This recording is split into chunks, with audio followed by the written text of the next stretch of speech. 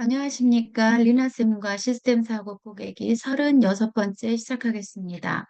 오늘은 제가 9월 7일이고 서울에서 기후정의 행진이 있습니다.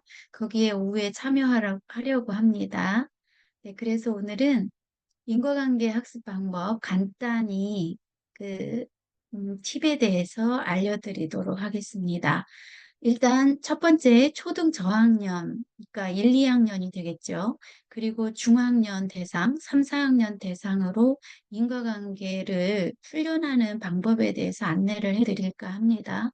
1, 2학년 같은 경우 플러스 마이너스에 대한 학습이 다소 좀 어렵기 때문에 인과관계만 화살표로 나타내는 활동으로 해도 될 것 같습니다. 인과관계도 사실 조금 어렵다면 그냥 연결성 정도 연결되어 있는 그러한 상황에 대해서 아이들이 적어보게끔 하면 될 것 같습니다.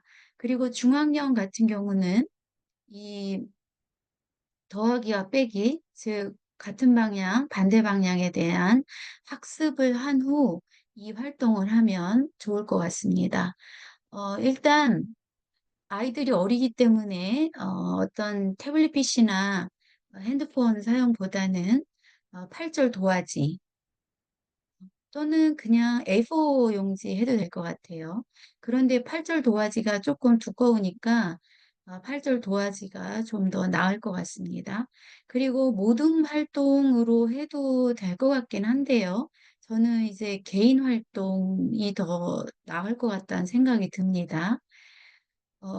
요렇게 이 사진처럼 이제 교사가 요런 이제 어떤 포맷을 이제 만들어서 아이들한테 줍니다. 제목은 이제 인과관계라고 하고요. 또는 인과관계 공부 이렇게 해도 될 것 같아요. 그래서 요렇게 왼쪽에는 원인 변수라고 써 있죠. 그 변수란 말은 어려울 것 같으면 그냥 원인이라고만 써도 될 것 같고요. 또 오른쪽에는 결과, 변수 이제 이렇게 씁니다. 그리고 이렇게 괄호를 치고요. 이렇게 이제 화살표 표시를 하죠. 그리고 여기도 이제 괄호가 있습니다. 그래서 괄호를 이렇게 쳐줘야지 아이들이 이제 괄호 안에 쓰는 것이 쉬울 것 같아서 이렇게 표시하고요. 중학년 이상일 경우 이제 화살표 위에다가 더하기라든지 이제 빼기라든지 이런 걸 표시하게끔 합니다. 같은 방향일 경우 더하기고 반대 방향일 경우 마이너스인 거죠. 그리고 요 아랫부분에 이제 건전한 딴지 걸기 칸을 만들어서 여기에 이제 아이들이 쓰게끔 합니다. 그래서 예를 들어서 제가 자주 인용하는 운동을 많이 하면 네, 건강해집니다. 이렇게 이제 표시할 수 있겠죠. 그래서 이럴 때는 이제 같은 방향 이제 더하기 표시가 되겠죠. 그래서 건전한 딴지 걸기 같은 경우 이런 걸 생각해 볼 수가 있죠. 운동을 무조건 많이 한다고 건강해질 수가 있나요? 와 같은 걸 쓸 수 있겠죠.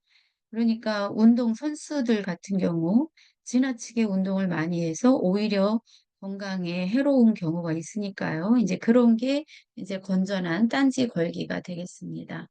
이렇게 개인들이 각자의 그 아이디어를 가지고 원인과 결과를 써보고 그런 다음 이제 칠판에 갖다가 이제 자석을 활용해서 붙이죠. 그러면 아이들이 자기 작품이 아니라 자기가 쓴 내용이 아니라 다른 친구의 작품을 친구의 이렇게 쓴 내용을 갖다가 가져가서 이제 딴지 걸기에 씁니다. 그러고 나서 다시 한번 칠판에 게시하죠. 그러고 나서 이제 발표를 하죠. 발표를 하면서 함께 딴지 걸기를 이렇게 했네. 그런데 이 아이가 어떤 친구가 이렇게 쓴 게 너희들도 동의하니 같은 생각이니 그런 식으로 함께 토론하면서 확인하는 시간을 갖습니다. 그리고 마지막으로 복도와 같은 곳에 잘 보이는 곳에 게시합니다.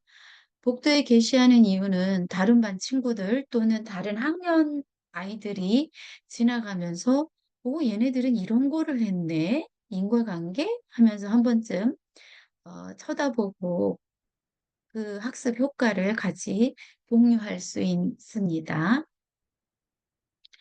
그 다음에 이제 중학년 또는 고학년 이상 또는 더 나아가서 중고등학생들 성인에 이르기까지 인과관계 학습 방법에 대한 것인데요. 네, 이것은 제가 시스템 리더십 교육센터 정창국 교수님이 아, 연수하시는 곳에서 제가 이제 교육받은 내용입니다. 구글 설문과 스프레드 시트를 활용해서 이제 하는 방법이 되겠죠. 두 번 이제 과정을 거칩니다.